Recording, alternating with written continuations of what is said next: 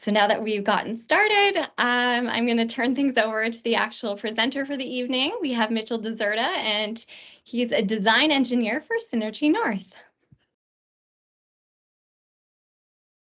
Welcome, everyone. Yes, I'm Mitch Deserta. So I take care of most of the capital designs for Synergy North.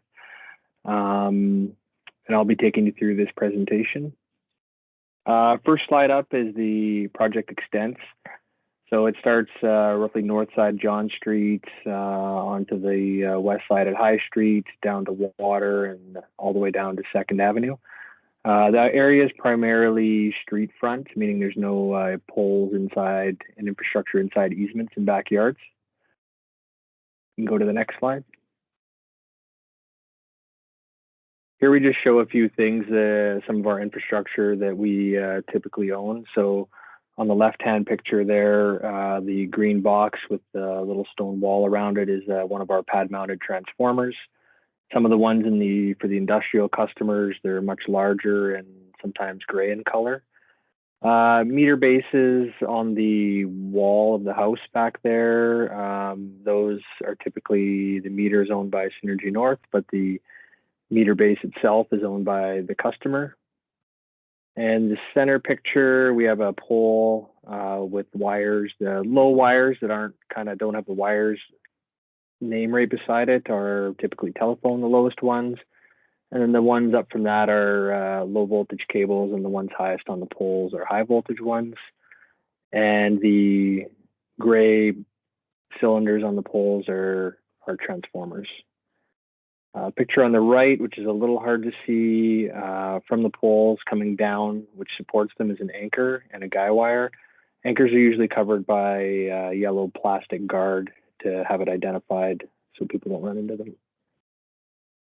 Go on to the next slide. So this is just some general items that you'll see while we're in the neighborhood. So the project usually starts off with pole setting, meaning we dig a hole in the ground, put the pole, we'll backfill that with some materials.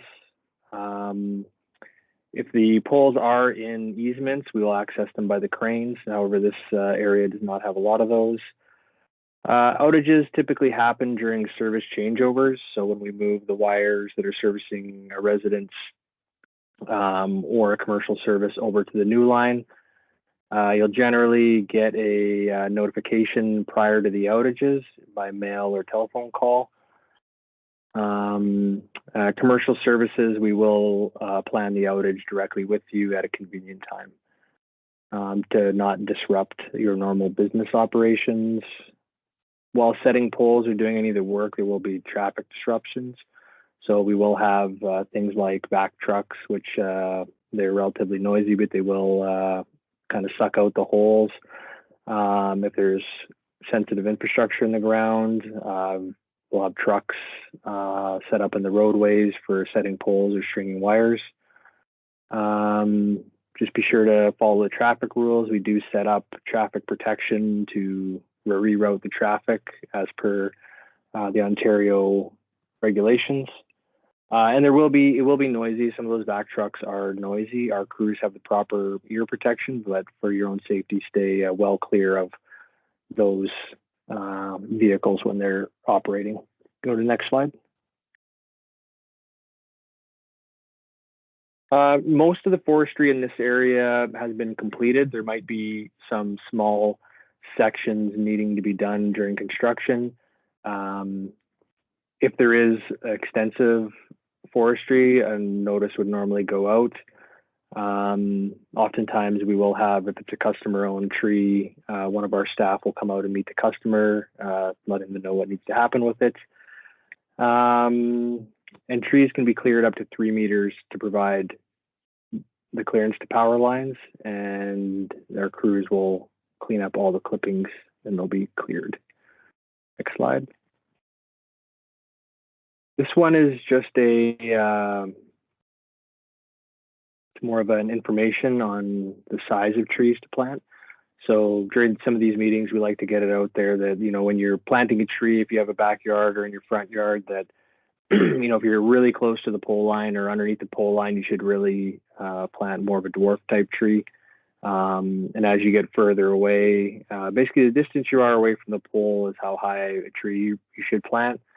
So, if you're 4.5 meters away, plant up to a 4.5 meter tree that would grow that tall. If you're, 7 meters away, you can plant one up to 7 meters tall, and so on. Next slide. Project area in general, these are just some stats on it. So there's roughly 239 customers in the project area with 16 commercial services affected. There may be some other commercial services that aren't connected to any poles that we're actually changing, but I believe there's 16 that are affected. We're installing 66 new poles with 35 of them reframed or reused. We'll be stringing roughly 9,000 meters of overhead wire, installing 22 overhead transformers and 7 pad mount transformers, and the total cost is roughly $2.5 million. Next slide. So the typical design practices, we generally in older or rebuilt areas will approach it in a like-for-like manner. So we'll attempt to put infrastructure back where it came from. So if there's a pole, we'll try to put the pole back in the same location. Sometimes for safety reasons or standard reasons, we have to move things from where they are now, but most of the time we try to put most of them back where they are. The changes where the wire connects to a residential building, those often always stay the same. Next slide. It's again just an overview of the project extents. There will be a detailed map posted to the website after the presentation that shows more of the pole locations and some more detail. Go to the next one. So over the next few slides, it will show little small portions of that larger drawing. They're color coded, so you can see kind of what the intent of the change is happening, so you can understand what's going on. Orange ones will be a new pole or an anchor where they were not before. Blue is moving overhead wires underground or underground replacement, so there'll be some underground work. And then green is some changes to existing plant within 5 meters of where the old one was. Next slide. So here, the one to the left, corner of Queen and Ontario, there's a pole kind of near the corner of the intersection that'll be changed to 2 to move it off the corner. Same with Hester at Ontario. The one right on the corner will be moved to the side to put 2 in its place to get it off the corner of the road. And then right on the corner of Liscar and Memorial, there's another pole near the corner which will be relocated and 2 put in its place to get it off the corner of the roadway. Next slide. This is a new pole put in the middle of a span near the corner of John and Court Street. And go to the next one.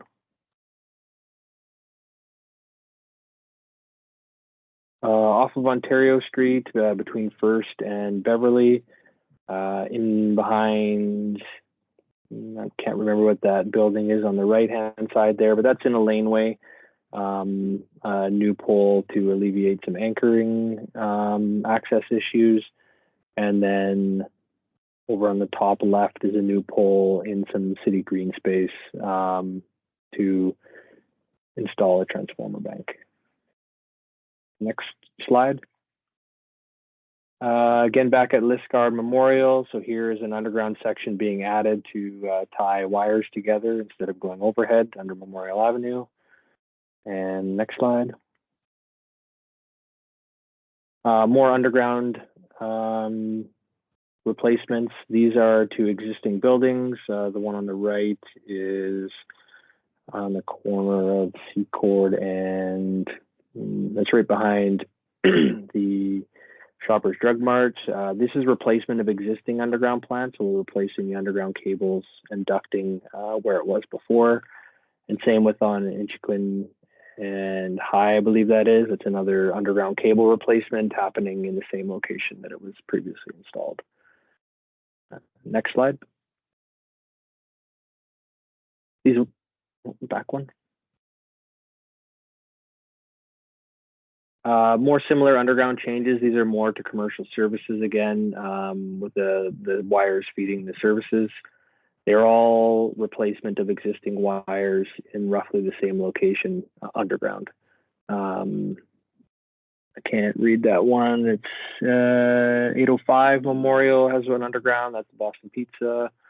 And then there is the underground next to the strip mall in DNR Sports.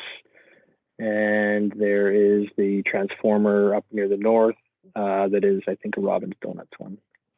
And yeah, so those are all underground replacements in kind, same as what was there before. Next slide. So the green changes are the ones that are relocations kind of within 5 meters. So along First Avenue, the poles are being respanned for servicing to the houses. So you'll see the old locations marked with a red X through them and the new locations with the solid circles. Next slide. Again, this is just a respanning of poles in this area on Ontario and John. Next slide. As for schedule, what you can expect. So this year, forestry, or last year, forestry was already completed. It was very minimal. We had our surveyors in to survey property lines and properties last year. In the spring is when you'll really start to see us in there. So May, April, you'll see some engineering staff in there marking the pole locations.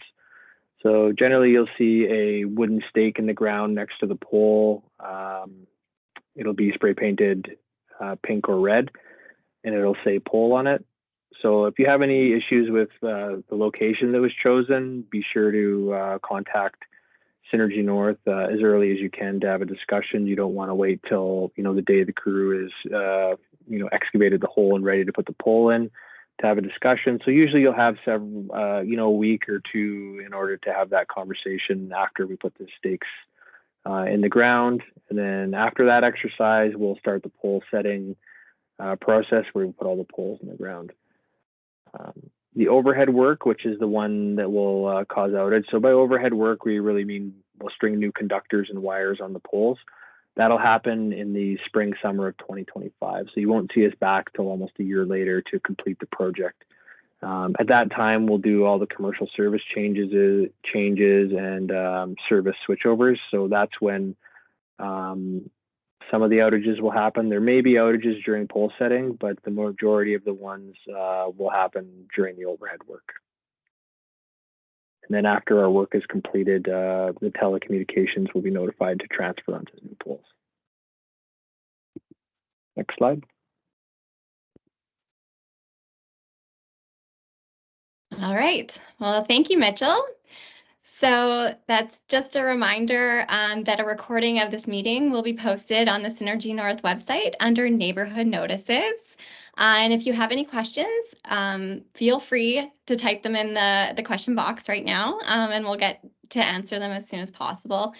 So what can you expect to hear? When can you expect to hear from Synergy North again? So in regards to next steps after today's meeting, so if there's any customers who are going to have trees directly impacted by the project, a specific forestry notice is going to be sent to you about 2 to 3 weeks beforehand, and it will be delivered by phone call or email. Next, a notice of project will be sent to all customers in the project area, and that's approximately 3 weeks before construction starts, so you can expect that via regular mail. And finally, for the planned outage notices, those will be delivered. These letters will come via mail, or you will receive an automated phone call 1 week prior to the planned outage. We do encourage customers to reach out and update your contact information with us. So if you've received a new phone number or recently moved, please call our customer service to make sure you receive all of these important notices. I've just put up the customer service number there on the slide for you. So if you have specific questions in regards to your property and the project, please feel free to reach out to our customer service team. The contact information, again, is on the screen, and it can also be found on the Synergy North website. This meeting, again, like I said, it will be posted on synergynorth.ca under the community tab. You'll find it right under neighborhood notices. So I'm just going to take a moment to see if there's any additional questions. Otherwise, that really concludes our meeting for this evening, and thank you so much for joining us.